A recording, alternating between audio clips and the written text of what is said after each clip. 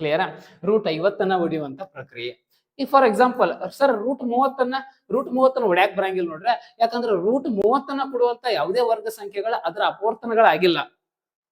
For example sir 10 ಮೂರ್ಲೆ ಬೇಡ ಬೇಡ sir, ಯಾಕೆ ಬೇಡ ಅಂದ್ರೆ ಯಾವುದೋ ವರ್ಗ ಸಂಖ್ಯೆ ಇಲ್ಲ ಸರ್. ಹಾಗಾದ್ರೆ ಹಿಂಗ 5 6ಲೆ ಬೇಡ, ಯಾಕೆ ರಿಸ್ಕ್ ತಗೋದ, ಬೇಡ, ಯಾವುದೋ ವರ್ಗ ಸಂಖ್ಯೆ ಇಲ್ಲ.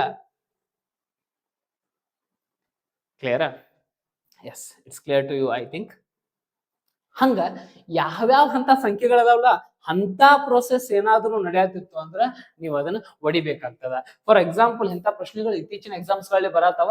ರೂಟ್ 50 ಪ್ಲಸ್ ರೂಟ್ 18 ಆನ್ಸರ್ ಏನಪ್ಪಾ ಅಂದ್ರೆ ಸರ್ ಬೇರೆ ಬೇರೆ ಸಂಖ್ಯೆ ಅದಾವ್ರಿ, ಇದಕ್ಕೆ ಆನ್ಸರ್ ಇಲ್ಲ ಅಂತ ಹೇಳಿ ಸುಮ್ ಕೂತು ಅಂದ್ರ ನಾವು ರಾಂಗ್ ಮೆಥಡ್ ಒಳಗದವು. ರೂಟ್ 50 ಅನ್ನ ಹೊಡೆದು ಅಂದ್ರೆ 25 ಇಂಟು ಟೂ ಪ್ಲಸ್ ರೂಟ್ 18 ಅನ್ನ ಹೊಡೆದು ಅಂದ್ರೆ 9 into 2. It is nothing but 5 root 2 plus 3 root 2. It's nothing but what 8 root 2 ಅನ್ನೋದು ಇದರ ಸಂಕ್ಷಿಪ್ತ ರೂಪ. ನಾವು ಡಿಸ್ಕ್ರಿಪ್ಟಿವ್ ಬರೆಯುವಾಗ ಬಹಳಷ್ಟು ಹೆಲ್ಪ್ ಆಗ್ತದೆ ಇಂಥ ಕ್ವಶನ್ಸ್ ಗಳು. ಇಂಥವ ಕೊಟ್ಟು ಡಿವೈಡೆಡ್ ಬೈ ಕೆಲವೊಂದಿಷ್ಟು ಪ್ರಶ್ನೆಗಳನ್ನ ಕೊಡ್ತಿರ್ತಾನ. ರೂಟ್ 32 ರೂಟ್ 32 ಕೊಡ್ತಾನೆ. ಎಷ್ಟು ಚಂದ ಐತಿ ನೋಡ್ರಿ ಕ್ವಶನ್. ರೂಟ್ 32 ಹೊಡಿಬಹುದು. ರೂಟ್ 16 ಇಂಟು 2 16 ಎರಡ್ಲೆ 32. 16 ಹೊರಗೆ ತಗೋಬಹುದು. 16 ಒಂದು ವರ್ಗ ಸಂಖ್ಯೆ ಆಗಿರೋದ್ರಿಂದ 4 root 2 final answer. For example examination ಅಲ್ಲಿ ಪ್ರಶ್ನೆಗಳನ್ನ ಗಮನಿಸಿದಾಗ ರೂಟ್ 50 ಪ್ಲಸ್ ಇದು ಆಲ್ರೆಡಿ GPSR ಎಕ್ಸಾಮ್ ಬಿದ್ದಂತ ಪ್ರಶ್ನೆನ root 50 plus root 18 divided by root 32. What is the answer, what is the answer, what is the value for this question ಅಂತ ಕೇಳಿದಾಗ ನಾವು ಇದನ್ನ ಒಡೆದು ಬರಿಬೇಕಾಗ್ತದ ಅನ್ನೋದು ನಿಮ್ಗೆ ಗಮನಕ್ಕೆ ಇರಬೇಕು. ರೂಟ್ 50 ಅನ್ನ ಬರೆದಾಗ 5 ರೂಟ್ 2 ಪ್ಲಸ್ ರೂಟ್ 18 ಅನ್ನ ಬರೆದಾಗ 3 ರೂಟ್ 2 ಡಿವೈಡೆಡ್ ಬೈ ರೂಟ್ 32 ಅನ್ನ ಬರೆದಾಗ 4 root 2. It is nothing but 8 root 2 divided by 4 root 2. Root 2 get cancellation. 4 ones are 4 twos are. The final answer is what? Chu.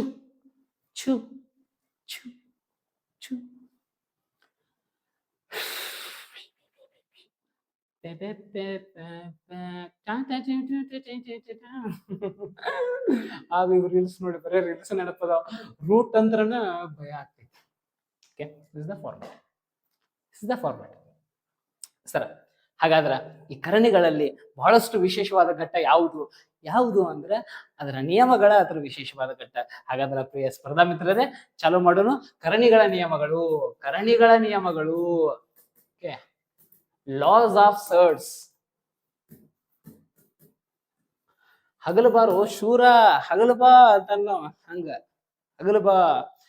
Loss of ಸರ್ಡ್ಸ್ ಏನ್ ಹೇಳ್ತದ? ಕರಣಿಗಳ ನಿಯಮ ಏನ್ ಹೇಳ್ತದ? ಘಾತಾಂಕಗಳ ನಿಯಮ ಹೇಳ್ತದ. a raised to m into a raised to n is equal to a raised to m plus n. a raised to m divides a raised to n is equal to a raised to m minus n when m is greater than n. If m is equal to n, then a raised to 0 is equal to 1. ಅವೆಲ್ಲವೂ ಘಾತಾಂಕ ನಿಯಮ. ಆದ್ರೆ ಇಲ್ಲಿ ಕರಣಿಗಳ ನಿಯಮ ಏನ್ ಹೇಳ್ತದ ಅಂದ್ರೆ root of a into root of b is exactly equals to the root of a into b. ನಾವ್ ಇದೇ ಮಾಡಿದ್ದು ಅದನ್ನ ನಾ ಕರಣಿಗಳ ಬಗ್ಗೆ ಗುಣಲಬ್ಧ ಮಾಡಿ ತೋರ್ಸಾತಿದ್ವಿ, ಇದೇ ಗುಣಾಕಾರ ಪ್ರೊಸೆಸ್ ಅನ್ನ ತೋರ್ಸಾತಿದ್ವಿ. ಆಗ ನೀವು ಚೆನ್ನಾಗಿ ಗಮನಿಸಿರಬಹುದು, 2 ವಿಜಾತೀಯ ಸಂಖ್ಯೆಗಳಿದ್ರು ನಾ ಅದನ್ನ ಗುಣಾಕಾರ ಮಾಡಿದ್ದೆ.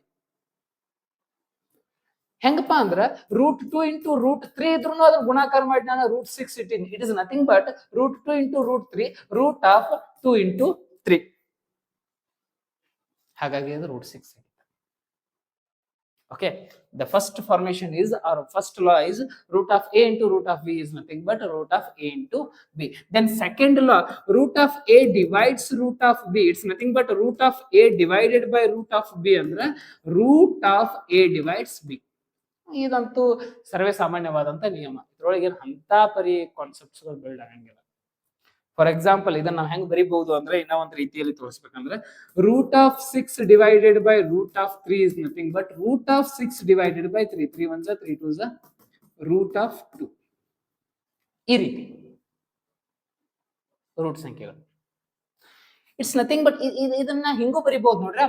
Root of 3 into root of 6 ಅದ. ರೂಟ್ ಆಫ್ 6 ಅನ್ನು ಹೆಂಗ್ ಬರೀಬಹುದು ಅಂದ್ರೆ root of 2 into root of 3. Root of 2 into root of 3 divided by root of 3 as it is. Root of 3 get cancellation. Answer is what?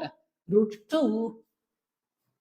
Okay, ಬಹಳಷ್ಟು ಒಳ ನಿಯಮಗಳನ್ನ ತಿಳ್ಕೊಳತ್ತವ, ಬಹಳಷ್ಟು first basic ಅನ್ನ ಇಲ್ಲಿ ಇಂಪ್ರೂವ್ಮೆಂಟ್ ಮಾಡ್ಕೊಳತ್ತಾವ. ಇದ್ರ ಮ್ಯಾಗ ಬೇಕಾದ ಕ್ವಶನ್ ಕೊಡ್ಲವ ನಾವು ಬಿಡಿಸ್ಬೋದು. ನಾವ್ ಬರೇ ಒಂದು ಕ್ವಶನ್ ಹಾಕಿ ಅದಕ್ಕೆ ಆನ್ಸರ್ ಬಿಡ್ಸಾಕೈತಿ ಅಂದ್ರೆ ಅಗೇನ್ ಹೇಳ್ತೀನಿ, ನಾವು ಒಂದ ಕ್ವಶನ್ ಕಟ್ ಆಫ್ ಸ್ಟೇಷನ್ ಆಗ್ತಾವ, ಒಂದ ಕ್ವಶನ್ ನಿಂತು ಬಿಡ್ತಾವ, ಸ್ಟ್ರಕ್ ಆಗಿ ಬಿಡ್ತಾವು.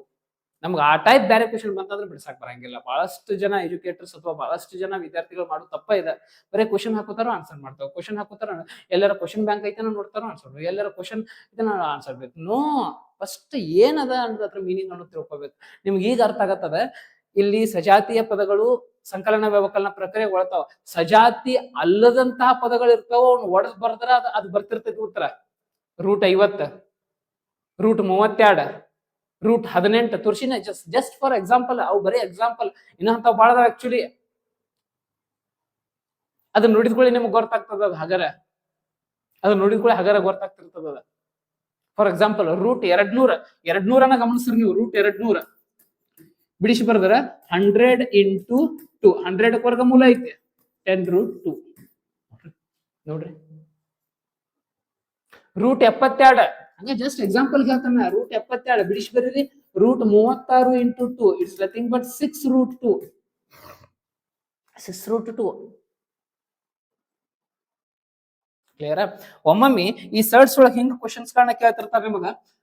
ವೇದ ಹುಕ್ಕಿರ್ತಾನ, ಒಂದು ವೇದ ಹುಕ್ಕಿರ್ತಾನ. ಫಾರ್ ಎಕ್ಸಾಂಪಲ್ ರೂಟ್ 2, ರೂಟ್ 18, ನಾ ನಿಮ್ಗೆ ಹೇಳ್ತಾನೆ ವೇ ಹೆಂಗ್ ಹೊಂಟದ, ದಾರಿ ಹೆಂಗ್ ಹೊಂಟದ ಅನ್ನೋದನ್ನ ಹೇಳ್ತಾನ ನಿಮ್ಗ ಆಮೇಲೆ.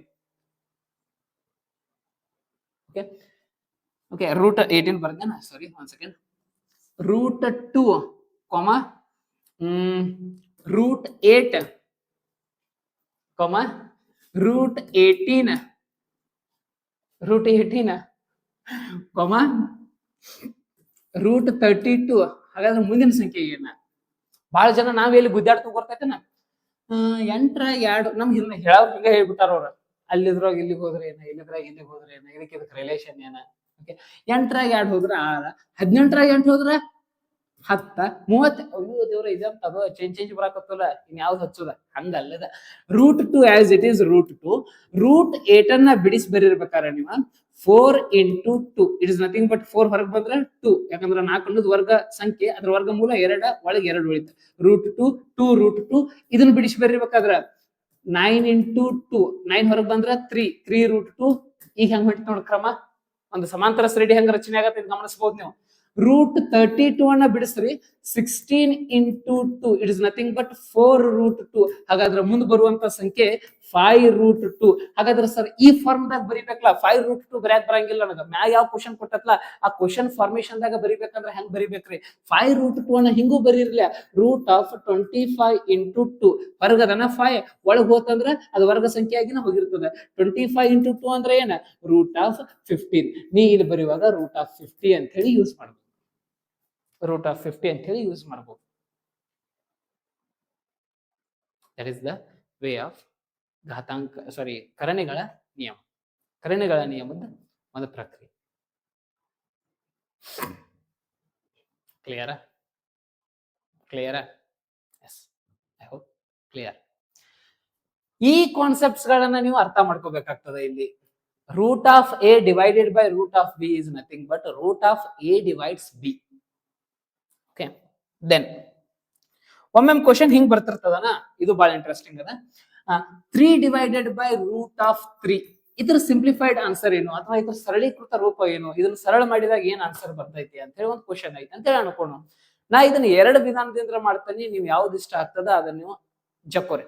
ಒಂದು ಛೇದದಾಗ ರೂಟ್ ಐತಿ ಸರ್, ಅಕರ್ಣೀಕರಣ ವಿಧಾನ ಲಾಸ್ಟ್ ಕ್ಲಾಸ್ ಒಳಗೆ ನಾವು ಕೇಳಿವ್ರಿ ನಿಮ್ ಕ್ಲಾಸ್.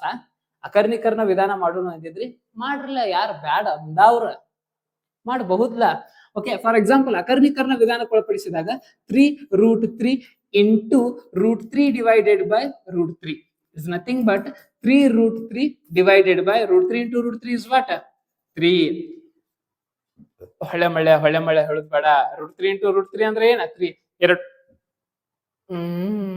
ತೇಗಗಳು, ಸೀನುಗಳು, ಗಾಳಿ ತಂಪು, ತಂಪಾದ ಗಾಳಿ, ಶೀನ ಬರ್ತಾವು, ಕೆಮ್ಮು ಬರ್ತಾವು, ತಲೆ ನುಸ್ತೈತಿ, ಹೊಟ್ಟೆ ಕಡಿತೈತಿ, ಚಿಕನ್ ಗುಣ್ಯ.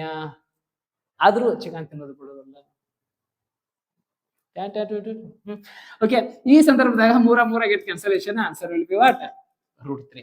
ಸರ್ ಈ ಅಕರ್ಣೀಕರಣ ವಿಧಾನ ಬರ್ತೈತ್ರಿ, ಏನಾದ್ರೂ ಇದು ಸಿಂಪಲ್ ಟ್ರಿಕ್ ಐತನ? ಬಾರಿ ಸಿಂಪಲ್ ಟ್ರಿಕ್ ಐತೆ ಸರ್. ಯಾವ್ದ್ರಿ ಸರ್?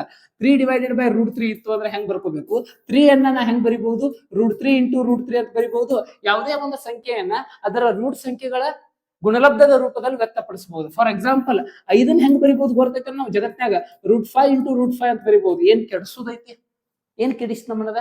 √5 × √5 ಅಂದ್ರೆ 5. ಓಕೆ, 3 ಹೆಂಗ್ ಬರಿಬಹುದು ಗೊತ್ತೈತನ? √3 × √3. 10 ಹೆಂಗ್ ಬರಿಬಹುದು ಗೊತ್ತೈತನ? √10 × √10 ಬರಿಬಹುದು. √10 × √10 √10 square root get cancellation answer will be 10. Okay, ಹಾಗಾಗಿ ಇದನ್ನ ಡೈರೆಕ್ಟ್ ಆಗಿ ಹೆಂಗ್ ಬರೀತಾರೆ ಅಂದ್ರೆ √3 × √3, ಕೆಳಗೂ √3 ಐತಿ, ಒಂದು √3 get cancellation answer will B √3. ಅದು ಡೈರೆಕ್ಟ್ ಸಿಂಪ್ಲೆಸ್ಟ್ ಮೆಥಡ್. ಇದು ರೇಷನಲೈಸಿಂಗ್ ಮೆಥಡ್. ಅಕರ್ಣೀಕರಣ ವಿಧಾನದಿಂದ ಇದನ್ನು ಬಿಡಿಸುವಂತ ಪ್ರಕ್ರಿಯೆ. ಹೆಂಗ ಬಿಡಿಸಿರೋನು ಆನ್ಸರ್ ಸೇಮ್ ಬರ್ತಿರ್ತದೆ.